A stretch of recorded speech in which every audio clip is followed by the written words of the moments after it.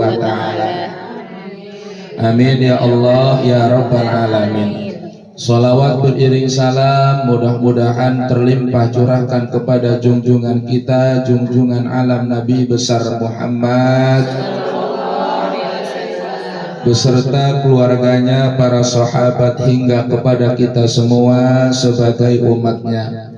Ibu jamaah yang dimuliakan oleh Allah Subhanahu wa ta'ala.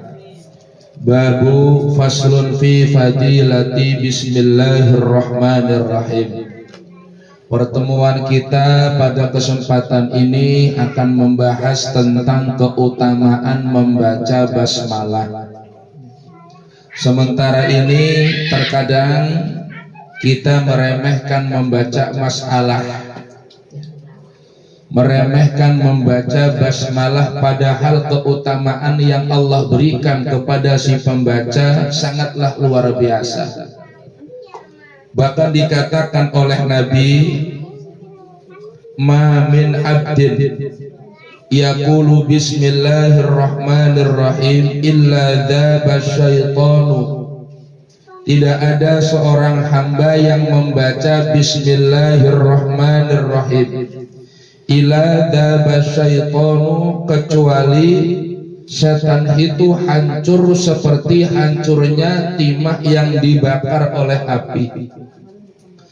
Jadi setiap kita membaca bismillahirrahmanirrahim ketika mengawali sesuatu atau kita baca mungkin sekedar wiridan, maka ketahuilah di situ setan hancur seperti hancurnya timah yang dibakar oleh api.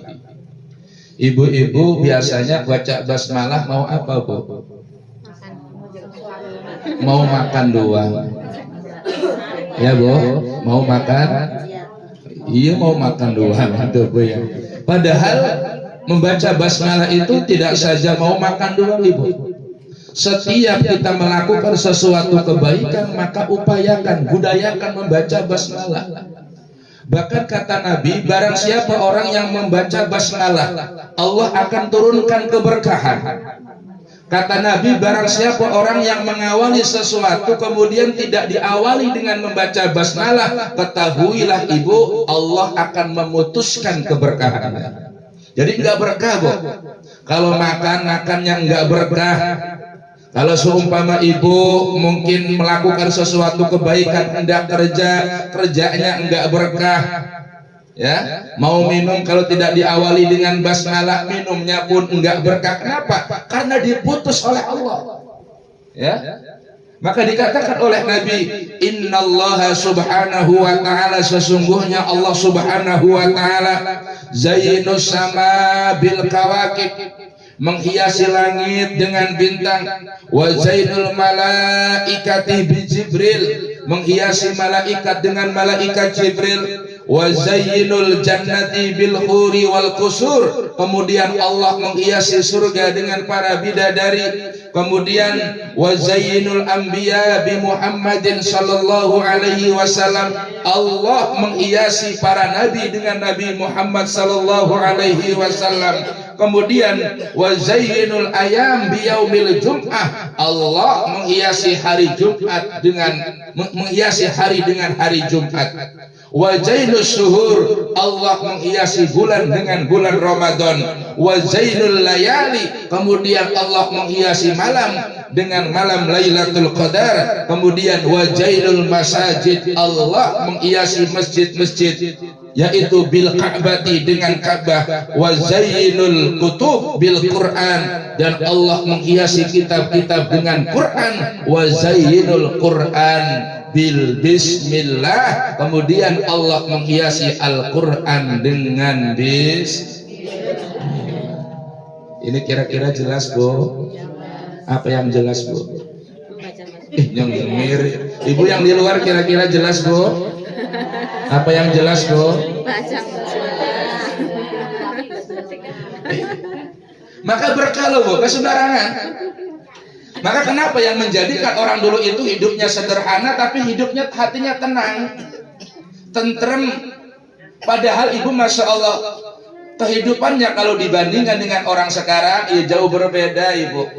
Saya yakin nih, zaman dulu, mungkin ibu zaman perawan bu ya, pagi ibu sudah siap ke ladang ibu. Lihat orang tua kita ibu, kalau pagi ke ladang, pagi pakai apa tuh bu? Pakai rukuh yang terbuat dari gabus tuh bu, kulit gabus apa namanya bu? Paping namanya? Iya caping.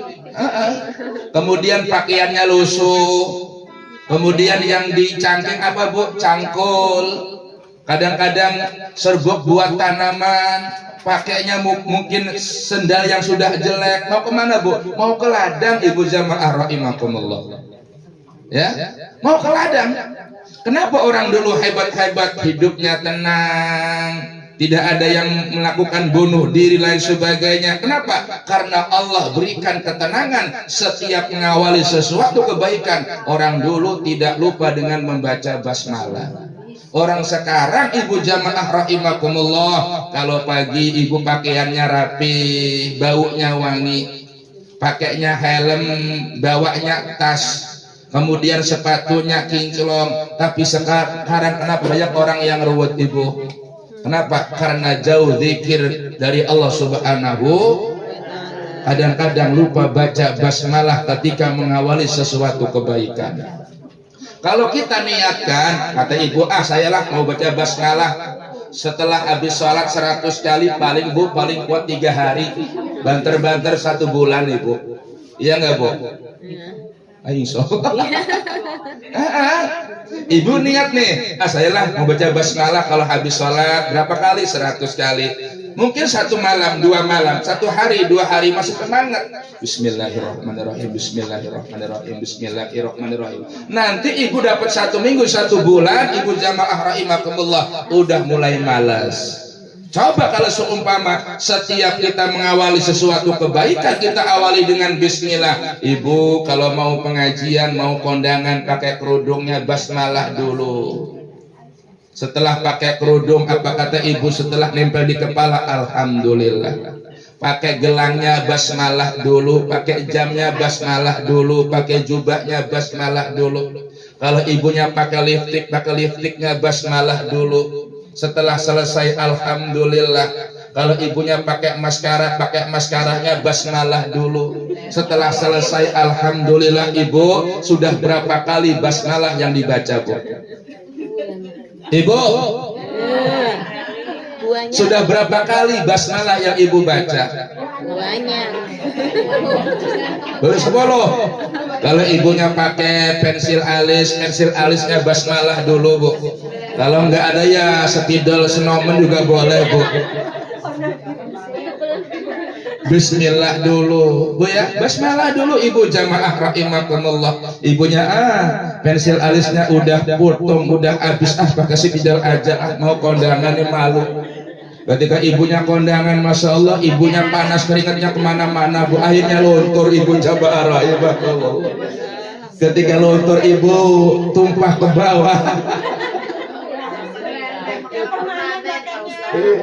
Ketika prasmanan ibu jamaah rahimakumullah, orang-orang dapat semua. Kebayang ibu yang nggak nyadar, ternyata spidolnya luntur sampai ke bawah kita semua. Masya Allah, na'udhu. Basmalah dulu ibu jamaah rahimakumullah. Orang dulu ibu anaknya soleh-solehah semua. Kenapa? Karena yang dimakan itu diawali dengan doa, diawali dengan basmalah. Orang dulu kalau mau ngeliwat ibu, kalau masak nasi, nuangin berasnya ke panci basmalah dulu.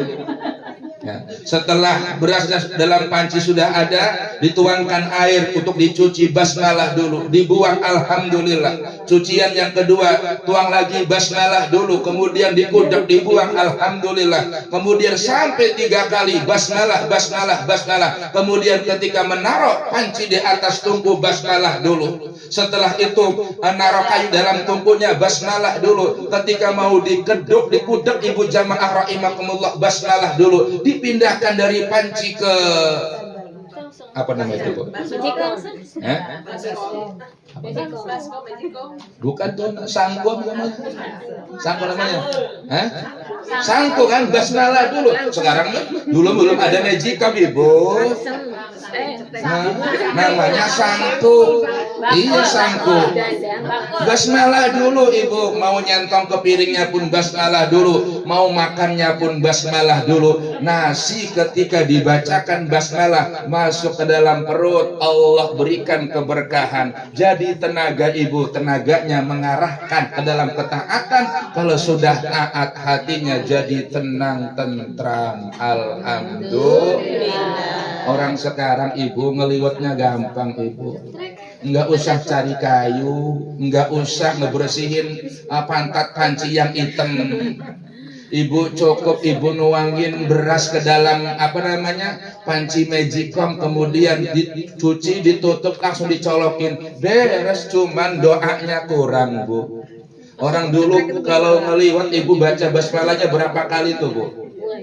Banyak, Ibu. Orang sekarang kadang-kadang apalagi masalah ngeliwat beras, kadang-kadang makannya pun lupa baca basmalah. Ya, makanya Masya Allah ini yang menjadikan kenapa kehidupan orang dulu tidak seperti orang sekarang. Ketenangan, ketentraman jiwanya dulu itu sudah mengena. Sekarang kadang-kadang banyak yang ruwet. Oh, ternyata kurang zikir kepada Allah. Ala bi dzikrillahi tatmainnul qulub. Kalau hati kita ingin diberikan ketentraman, maka ibu kuncinya bukan uang segepok tapi perbanyak zikir, Ibu. Kadang-kadang ibu banyak uangnya, kadang-kadang ruwet, Ibu.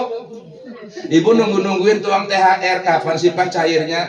Kapan sih Pak cairnya? Kapan sih Pak cairnya? Ibu nggak bisa tidur, Bu. Sudah banyak angan-angan, pengen beli ini, pengen beli itu, pengen beli ini, pengen beli itu. Ketika THR-nya cair, Ibu bukannya senang, nambah ruwet, Ibu.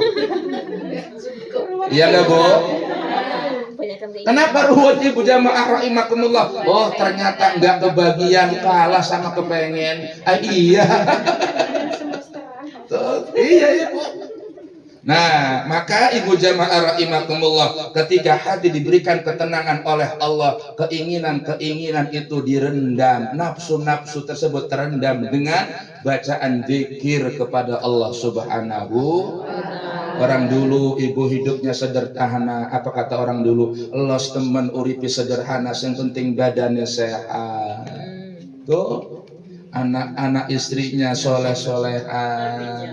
Tuh, orang sekarang ibu jamaah rahimakumullah enggak mikir berkah, tapi yang dipikirkan adalah banyaknya. Orang dulu kalau ditanya, Bu, ibu untuk sedikit amas ibu, apa kata orang dulu? Yang penting berkah. Orang sekarang berapa untungnya? Wah, gitu malam gak dapat apa-apa, belum ininya, belum itunya, belum ininya. Nah, itulah yang menjadikan kenapa orang sekarang pemasukannya banyak tapi tidak menemukan ketentraman. Kenapa? Karena jauh berkah dari Allah. Na'udzubillah summa na'udzubillah min.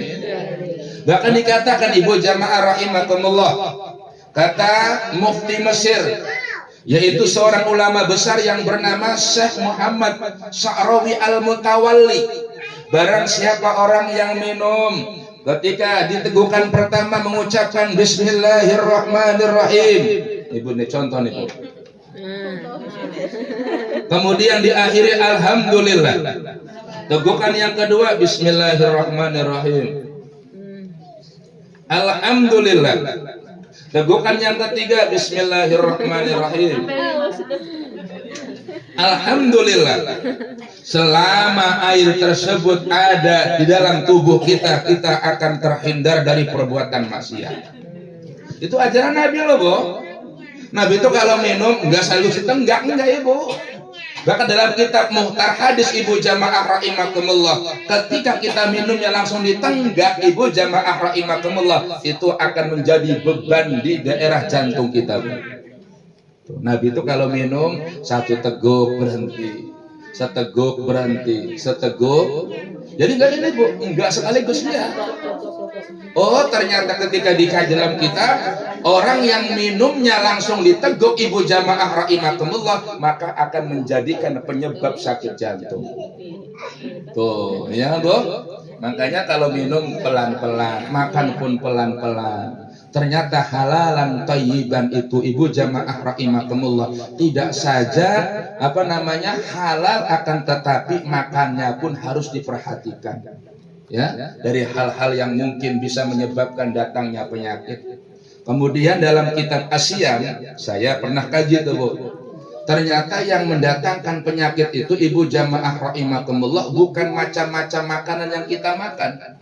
Akan tetapi dalam versi kitab Asyam yang menyebabkan datangnya penyakit itu disebabkan karena makan yang berlebih. Kenapa makan yang berlebih itu bisa mendatangkan penyakit? Kata ulama, kalau orang sudah makannya berlebih, maka akan menjadikan sepertiga ususnya akan terbebani. Kalau sudah sepertiga ususnya terbebani, maka inilah pencernaan yang menjadikan tumbuhnya penyakit. Makanya kalau versi Nabi itu ibu jamaah rahimakumullah, Nabi itu makan selagi lapar, berhenti sebelum. Kalau kita Bu makan selagi lapar, berhenti setelah kemelakaran. Ya nggak Bu? Iya Ibu. Tuh. Nabi itu kalau makan selagi lapar berhentinya sebelum. Kalau ibu-ibu makan selagi lapar berhenti setelah kenyang kemakaran baru bisa berhenti. Lah udah ibunya sepertiga ususnya terbebani.